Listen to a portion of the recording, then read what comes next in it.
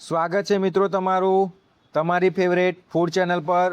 અને આજે આપણે બનાવવાના છે લોનાવલા સ્પેશિયલ કોકમનું શરબત। તો ઉનાળામાં આ શરબત પીવાની ખૂબ મજા આવતી હોય છે, તો તમે પણ આ શરબતનો આનંદ જરૂરથી લો।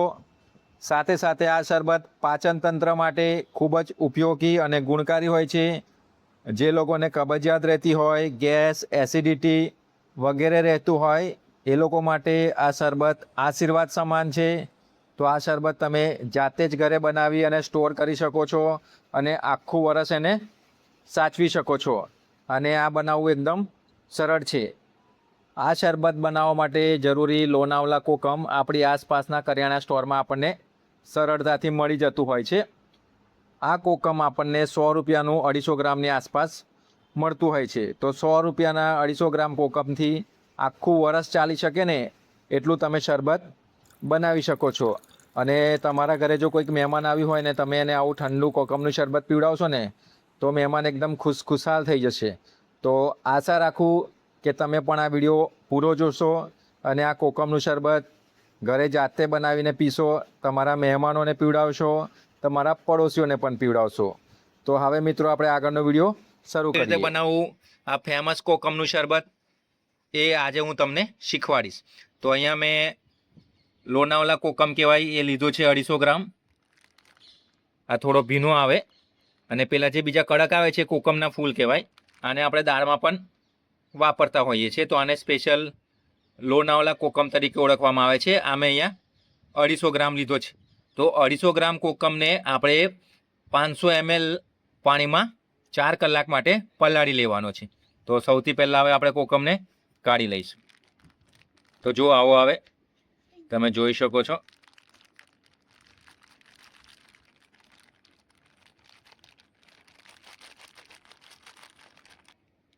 તો અહીંયા આપણો 250 ગ્રામ કોકમ એક ઊંડા વાસણમાં લઈ લીધો છે। અહીંયા મેં કાચનો બોલ લીધો છે, તમારી પાસે જે વાસણ હોય તે તમે લઈ શકો છો। આમાં આપણે 500 ml પાણી ઉમેરવાના છે। આ ખાસ ધ્યાન રાખવાનું છે, પાણી આપણે વધારે નથી ઉમેરવાનું, ખાલી 500 ml પાણી ઉમેરવાનું છે। ઘણા લોકો ઠંડુ ઉમેરતા હોય છે, ઘણા લોકો ગરમ, તમને જે યોગ્ય લાગે એ કરી શકો, પરંતુ ધ્યાન માત્ર માત્રાની છે। આપણે 500 ml પાણી ઉમેરવાનું છે।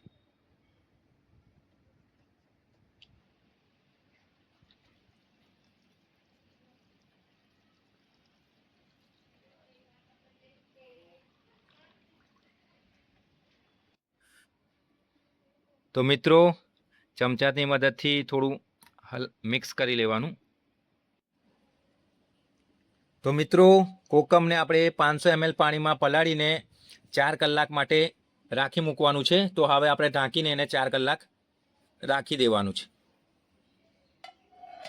તો આપણે પ્લેટ ઢાંકી દીધી છે। તો મિત્રો 4 કલાક થઈ ગયા છે અને આપણો કોકમ પાણીમાં પલળીને સરસ થઈ ગયો હશે।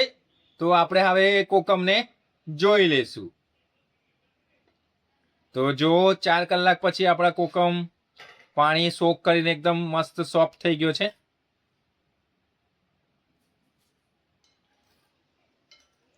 તો મિત્રો એક ઊંડા વાસણ ઉપર આવી રીતે આપણી ગાળણી મૂકી લેવાની છે। શું કહેવાય ડાર્લિંગ આને શુદ્ધ ગુજરાતીમાં? ચાળણી। અચ્છા, તો આવી સરસ ચાળણી મૂકી લેવાની અને નીચે એક ઊંડું વાસણ લઈ લેવાનું છે।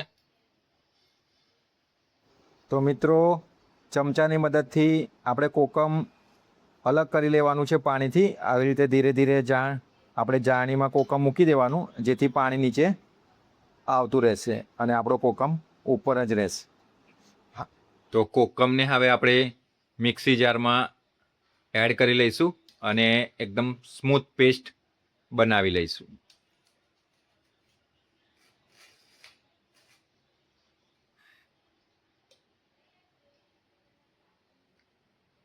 તો આપણે પહેલાં પાણી વગર જ પેસ્ટ બનાવવાની છે, જરૂર લાગશે તો જ આપણે પાણીનો ઉપયોગ કરીશું। તો મિત્રો કોકમનું એકદમ ફાઇન સ્મૂથ પેસ્ટ આપણે બનાવી લીધી છે।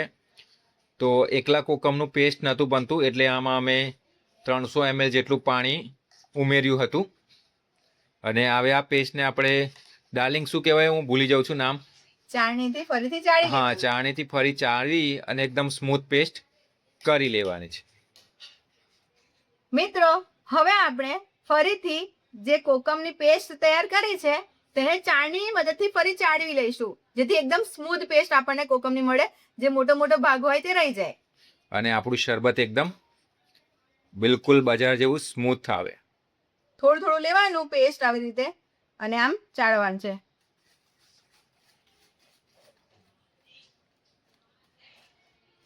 જુઓ, આવી એકદમ લીસી લીસી પેસ્ટ પડશે. જો એકદમ સ્મૂથ પેસ્ટ. તો જે તમે લુણાવાડાનું બહારથી કોકમનું શરબત લાવો છો ને, બિલકુલ એવું જ શરબત આનાથી બનશે, એકદમ લુણાવાડા જેવું. તો એના માટે આવી રીતે ચાળણીની મદદથી આ કોકમના પેસ્ટને ચાળવી લેવું ખૂબ જરૂરી છે. શું કેવું ડાર્લિંગ? હા.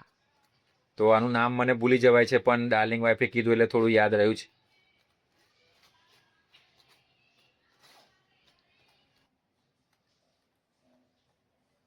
જુઓ મિત્રો, આવી ફાઇન પેસ્ટ હોય ને તે આમ ઉતારી લેવાની.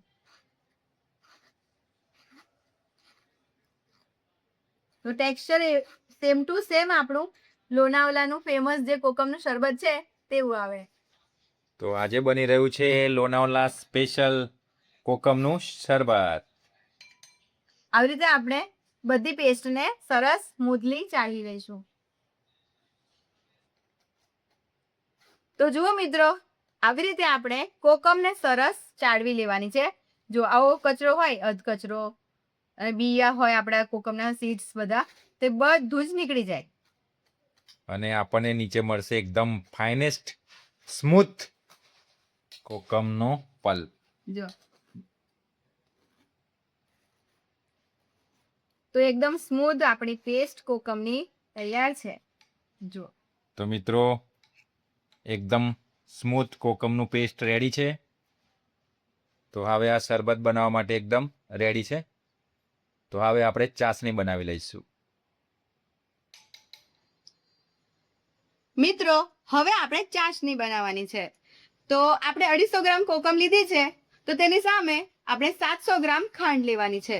પણ તમને જો ગળ્યું પસંદ વધારે હોય તો તમારે 700 ગ્રામની બદલે થોડી વધારે ખાંડ પણ તમે લઈ શકો છો. તો જેટલી ખાંડ લીધી હોય તેટલું જ આપણે પાણી લેવાનું છે, તેનું ખાસ ધ્યાન રાખવું.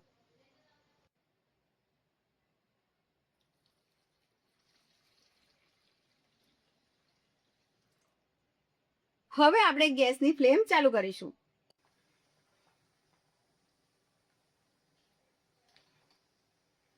તો મિત્રો, આપણે માત્ર એક તારની ચાસણી કરવાની છે. તો જુઓ, હું તમને બતાવી દઉં.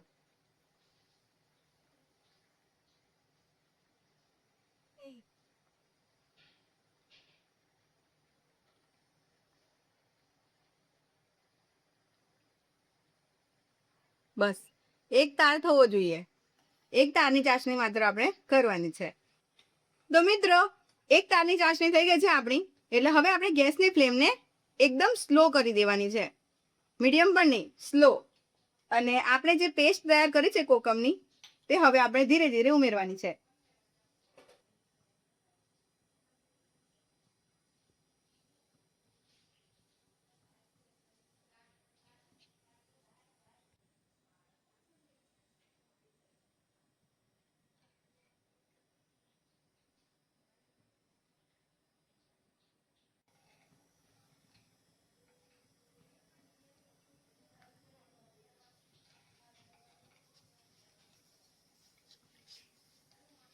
હવે આપણે ધીરે ધીરે હલાવતા જવાનું છે. અને આ મિશ્રણ એકદમ ઘટ્ટ બને ત્યાં સુધી આને ગરમ કરી લેવાનું છે. અને આમાં હજુ સિક્રેટ 2 ઇન્ગ્રેડિયન્ટ આવશે. હા, તો 2 સિક્રેટ ઇન્ગ્રેડિયન્ટ આમાં આપણે ઉમેરવાના છે, જેનાથી આપણું કોકમનું શરબત એકદમ ટેસ્ટી બનશે. મિત્રો, આપણે ધીરા ગેસે 10 મિનિટ સુધી ઉકાળ્યો અને પછી ફાસ્ટ ફ્લેમ કર્યો છે. તો જો થોડું ઘટ્ટ થવા આવ્યું છે. જેટલી આ કિનારી હતી તેનાથી જુઓ અડધી થઈ ગઈ છે. તો હવે આપણે આ સ્ટેજ પર 1 ચમચી મરી પાવડર ઉમેરીશું.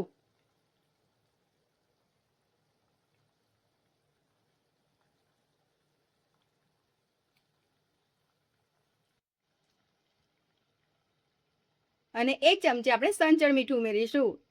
કોકમમાં મીઠું ઓલરેડી હોય જ છે, એટલે આપણે સાદું મીઠું નથી ઉમેરવાનું, માત્ર સંચળ મીઠું અને મરી પાવડર ઉમેરવાનું છે. તો મિત્રો, આપણું લોનાવલા ફેમસ કોકમનું શરબત બનીને તૈયાર છે. તમે જોઈ શકો છો કે આપણું કોકમ એકદમ ઘટ્ટ સ્વરૂપમાં આવી ગયું છે.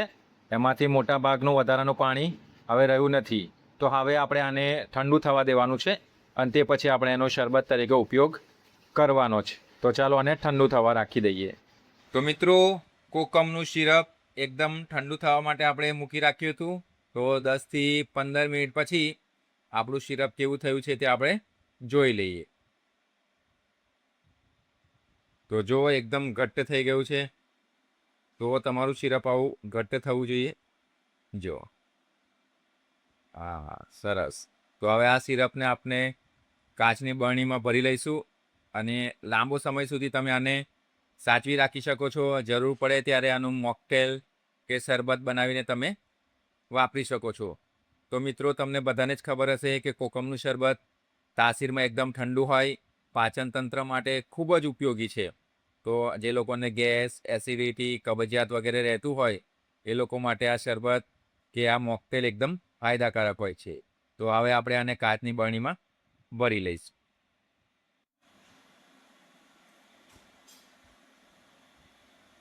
તો જ્યારે પણ તમે કોકમની સિરપને જે જારમાં કે બરણીમાં ભરો તે એકદમ કોરી તડકામાં તપાવેલી સૂકવેલી હોવી જોઈએ.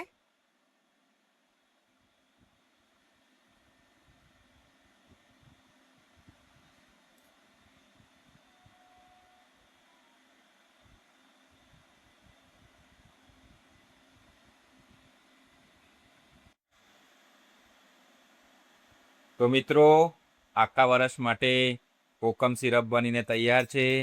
હવે જ્યારે મહેમાન આવશે ત્યારે ઇન્સ્ટન્ટ કોકમનું શરબત કે કોકમનું મોકટેલ ફટાફટ બની જશે.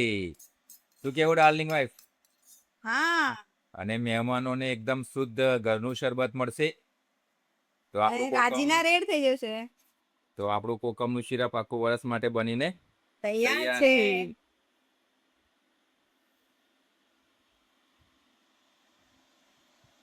તો તમારે આવી રીતે એરટાઇટ કન્ટેનરમાં જ ભરવાનું છે. તે ખાસ ધ્યાન રાખવું અને ફ્રીજમાં રાખવાનું છે, કેમ કે આપણે પ્રિઝર્વેટિવનો ઉપયોગ બિલકુલ નથી કર્યો.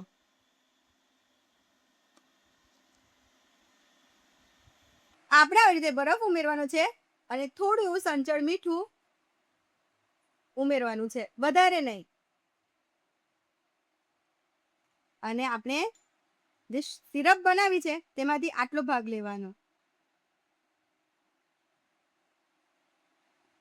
આ મોટી 2 ચમચી કહેવાય, એ ઉમેરવાનું છે.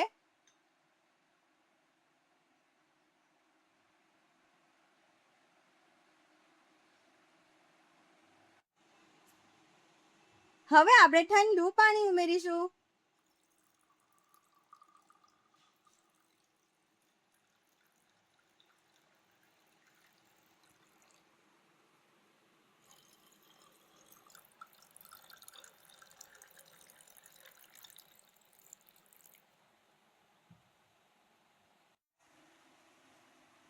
તો મિત્રો, ઉનાળાની ગરમીના દિવસો હોય અને આવું કોકમનું ઠંડુ ઠંડુ શરબત મળી જાય તો વાત જ શી પૂછવી.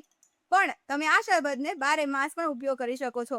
જેમને ગરમીનો કોઠો હોય, પેટમાં લાઈ બળતી હોય, પેટમાં પાચન શક્તિ જેમની નબળી હોય, જમવાનું પચતું ના હોય, તેમણે તો આ કોકમનું શરબત અઠવાડિયામાં 3 થી 4 દિવસ પીવું જોઈએ. 12 માસ પીવું જોઈએ અને કોઈ સાઈડ ઇફેક્ટ નથી, કેમ કે આપણે ઘરના સામાનથી બનાવી છે. તમે ખાંડની જગ્યાએ મિશ્રીનો ઉપયોગ કરીને તેને વધારે હેલ્ધી પણ બનાવી શકો છો. તો આપણું સરસ મજાનું આ કોકમનું શરબત બનીને તૈયાર છે. અને કહેવાય લોનાવલા ફેમસ કોકમનું શરબત ઘર બેઠા જ મળી જાય. ને મિત્રો, આમાં જો તમે મોકટેલ બનાવવા ઈચ્છતા હોવ તો સ્પ્રાઇટ કે બીજા કોઈ પણ પીણા ઉમેરી અને તમે એનું મોકટેલ પણ બનાવી શકો છો. તો હવે ડાર્લિંગ વાઈફ આ શરબતનો ટેસ્ટ કરશે. તો મિત્રો, લોનાવલા ફેમસ કોકમનું શરબત ઘર બેઠા જ આપણે બનાવી લીધું છે, તો તેને ટેસ્ટ કરીશું.